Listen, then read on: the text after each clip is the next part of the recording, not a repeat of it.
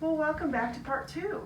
Last month we talked about using your leftover fabric in a variety of ways, and this time we'll talk about using your leftovers in smaller blocks, smaller quilts, miniature quilts, and you're making your own unique fabric backing.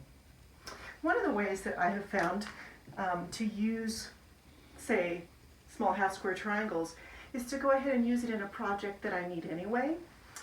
I was looking to create something that was similar to a table runner, but this is actually used as a chair back. And you can see I used a lot of the half square triangles from an exchange that I was in. And that worked out really well. And another thing that I used the half square triangles for was I needed a placemat at work for my lunch. And so I put 2 different sizes together. These are smaller than the ones in the middle. I even put groups of 4 together on the back, and I used that as my quilting guide. I quilted around these 4, and you can see the placemat here. It works really well. It filled a need, and I got to use some of my half square triangles. And another thing you can do with small squares is create a 4-patch. This is a green 4-patch on red paper that I used as a thank you card at Christmas. And it's stitched on, and it's a super simple card. Makes a really neat thank you card. And this past year I used these little bit bigger 4-patch as a thank you card, stitched on, and this ivory paper and envelope came together. Super cheap and inexpensive. You can get a pack of 50 for a very low price. It's at a craft store. So find ways to use your leftover fabrics, including your half square triangles, and you'll be happy with that.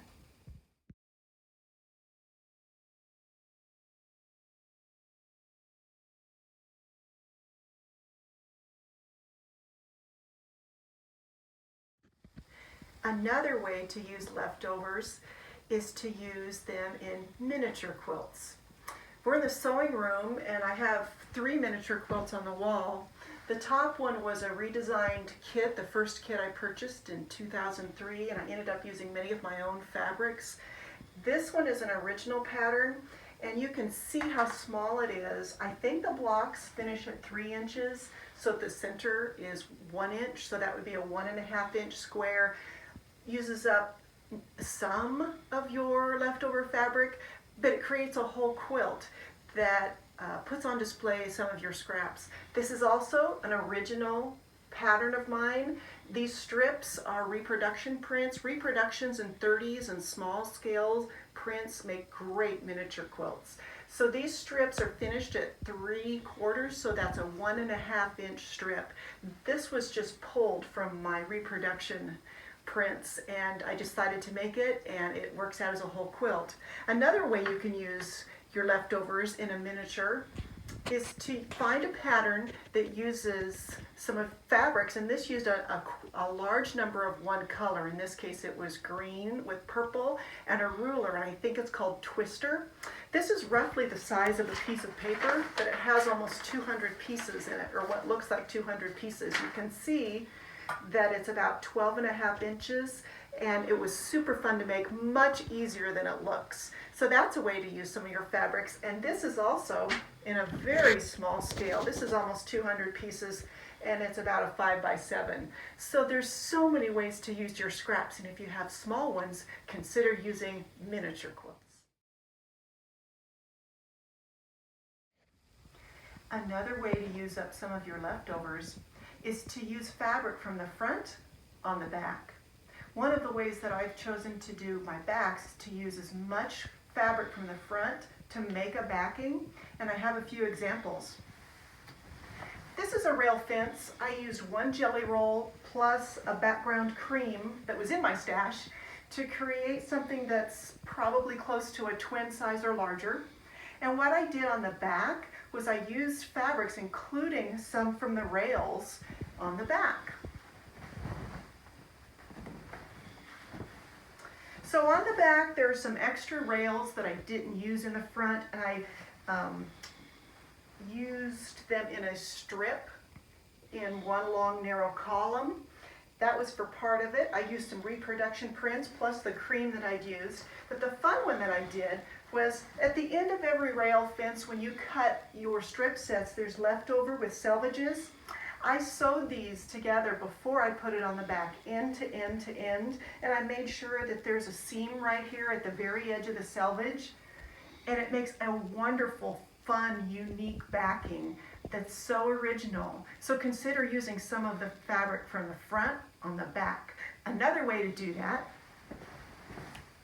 on an autumn quilt, I had lots of autumn fabric, and I just created all kinds of pieces that were all autumn colored, and I didn't have to go shopping for backing fabric when I already had autumn colors. So that's another way you can create your own original backing.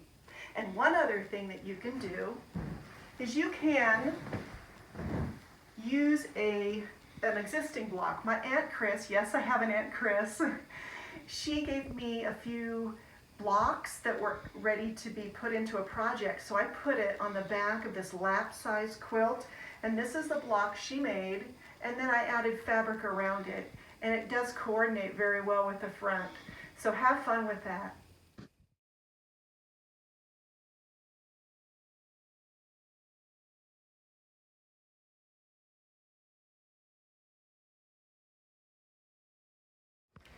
Finally, the last tip is probably the one I use the most, and that is shop from your stash to use what you have on hand. When you're in the planning stages of something, start looking at what you have and seeing if you can use it. In the Friendship Quilter several years ago, we were challenged, those who wanted to join us, with a red fabric. And I began wondering if I had enough to create a jacket, and I started looking through my stash and found I had enough, and it was super fun to start thinking that I could use what I already had to create a jacket that would go with anything. Another thing I did in the planning stages, I'm just finishing. All I have left to do is the binding. And this quilt is called Radiant, and I began looking through my blues and greens, and I found that I had enough for this particular pattern. So start shopping from your own stash when you are considering making a project. Another thing that's a good tip is to use your fabric that you have on hand if you need something. In our RV, we needed some placemats, and I used some travel fabric, and I made a couple of placemats. But we found that the dishes would rattle in the motorhome, so what I did was I created out of more of the same fabric. It looks like a pot holder, but it really goes well between the lid and the saucepan to keep things from rattling. Just fill a need with that.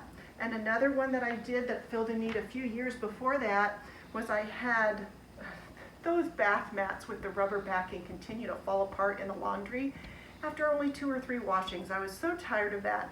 So I had some greens, and I was experimenting with the crazy quilt idea, and this is a bath mat that has a solid green on the back, batting in the middle, and it's a crazy quilt, and it's perfect for either a bath or shower mat, and I use a bit of the non-skid cloth underneath. So have fun looking for ways to use your scraps, your leftovers, and enjoy that process.